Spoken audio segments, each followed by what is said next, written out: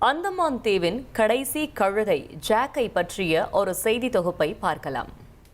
Long island இந்த அமைதியான தீவில் நாயகி ரோஸுக்காக காத்திருக்கிறான் இந்த நாயகன் ஜாக்.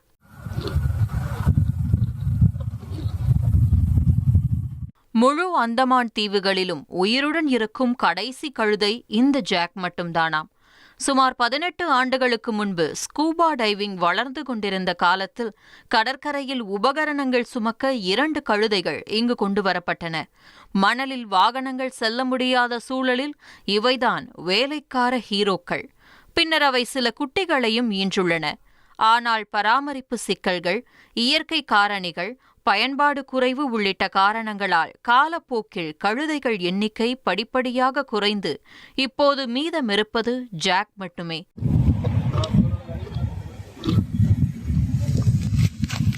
துணையில்லா வாழ்க்கை எவ்வளவு கொடிது!